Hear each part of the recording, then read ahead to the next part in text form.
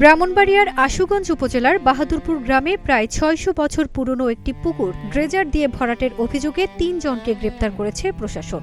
ঈদগাহ সংলগ্ন ১ একর আয়তনের পুকুরটি দীর্ঘদিন ধরে স্থানীয়দের নিত্য প্রয়োজনীয় কাজে ব্যবহৃত হয়ে আসছে।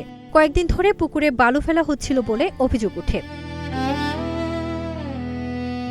এ বিষয়ে এলাকার বাসিন্দা ডাক্তার খুরশেদ আলম উপজেলা ভূমি কর্মকর্তার কাছে অভিযোগ দিলে নির্বাহী ম্যাজিস্ট্রেট ঘটনাস্থলে গিয়ে মোবাইল কোর্ট পরিচালনা করেন। ভরাট কার্যক্রম বন্ধ করে মোহাম্মদ এরশাদ, দেওয়ান মিয়া ও রাজীব মিয়াকে আটক করা হয়। আমার পূর্বপুরুষ, এটা আমাদের বংশের স্মৃতি, গ্রামের স্মৃতি। এই পুকুর ভরাট করাতে আমাদের পানি নিষ্কাশন থেকে আরম্ভ করে সকল প্রকার পানির যে সমস্যায় জর্জরিত হয়ে গেছে। আগুন লাগে, এটার বিকল্প আর কোনো পানি নাই। আমরা বাড়িঘর ফিরা চাই হইব, কিন্তু এটা আমরা পানি পেতাম না।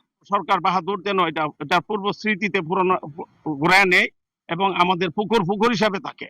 আমাদের থাকার মতো কোনো বাড়িঘর নাই এবং আমরা এই পুকুরে ভরাট করার জন্য আমরা উদ্যোগটা নিয়েছি। এবং আমি না, ৯৯ জন লোকই অংশীদার আছে বা ৯৯ জন লোকই মনে করেন যে আপনার এখানে ভরার জন্য সম্মতি।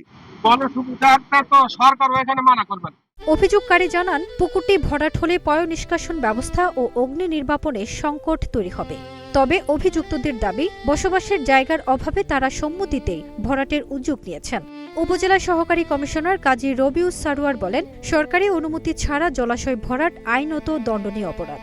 এ ঘটনায় মামলা প্রক্রিয়াধীন। একটা পুকুর, এখানে মোটামুটি অনেকগুলো পরিবারেরই মালিকানাধীন এই পুকুরটা। তো এই পুকুরটা যেহেতু ভরাট করে ফেলছে, এটা অনুমতি ছাড়া যেহেতু করছে, এই পুকুর কোনোভাবে শ্রেণী পরিবর্তন করার সুযোগ নেই অনুমতি ছাড়া সরকারের।